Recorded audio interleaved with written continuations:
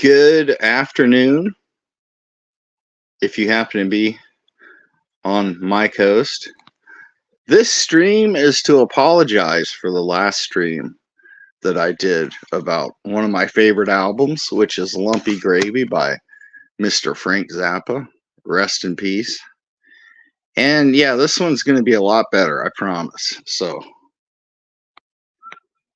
let's get into it. Lumpy Gravy by Frank Zappa, and let me try to read this is always a difficult. Frank Zappa is joined by the Abnu Seals Imuka Electric Symphony Orchestra and Chorus.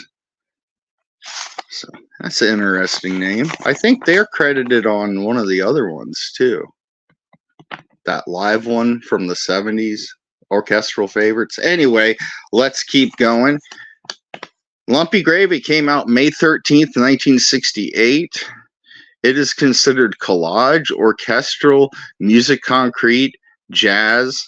It's all sorts of things. Spoken word, you name it. It's there. And it was recorded between February and October of 1967. And produced, originally, the orchestral stuff was produced by, I guess you pronounce his name Nick Venet. Nick Venet. Any fan of the Beach Boys knows who Nick Venet is. I'm just going to call him that because it sounds kind of fancy. So yes, Lumpy Gravy comes out in 1968 and wasn't a massive hit or anything, but this seriously is one of my favorite Frank Zappa albums. And he's got a lot out, so that's saying something. And this is basically just part one is side one. Part two is side two. We got the big old vinyl version of it. I'm starting to call everything vinyl now. I'm finally getting with it. The gatefold. Interesting looking gatefold. All the musicians, that's upside down, but that's the Abnu Seals Imuka Electric Symphony Orchestra and Chorus, featuring some of the Mothers of Invention and some of the Wrecking Crew, another Beach Boys tie-in. Originally recorded for Capitol Records, Zappa was found in whatever of his contract. He was signed to MGM Verve Records, but he thought that since this was orchestral music he had written and he wouldn't be performing on it, that it didn't count. But it did. Capitol briefly released it on 4-track tape, and it's one of the most valuable Frank Zappa collector's items on earth. But if you want to hear that Capitol version and you don't want to worry about all this collectability and crap, find Lumpy Money right there. Lumpy Money. Mine, unfortunately, I like it so much, stuff got stuck to it. I'll just say that. That's how good this is. I forget what, something spilled and this stuck to another CD, and when I pulled them apart it peeled. Anyway, save the sad stories for another day. This is an excellent box set, Lumpy Money. What you get is disc 1 is the Capitol version of Lumpy Gravy, and the mono mix of We're Only in It for the Money. So 2 pretty rare things on one disc. Second CD, not really the most spectacular of the 3 CD set here. It is the 1984 Utility Muffin Research Kitchen remix, remasters, re-whatevers of Lumpy Gravy and We're Only in It for the Money. And I guess it's an interesting novelty, but you're not going to want to listen to those versions all that much. The original 1968 versions, they just sound way better. But disc 3 of this Lumpy Money box set is a bunch of cool session stuff, including the entire Nick Venet produced Wrecking Crew and orchestra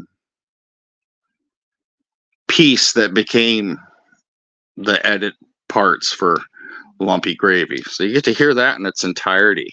And I don't think Frank Zappa's playing on it, but there's some darn good guitar playing on it nonetheless.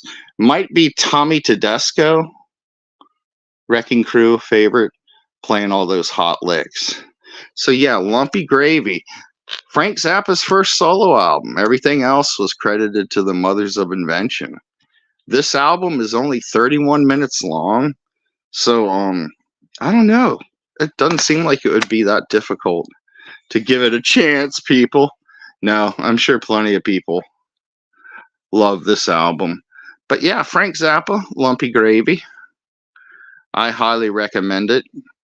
If you want to hear Frank Zappa and hear, I guess,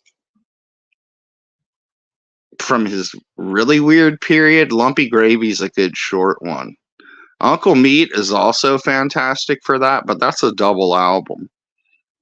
And there's Burnt Weenie Sandwich, and well, he's got so many good albums, it's hard to really like name them all, so I'll just name Lumpy Gravy.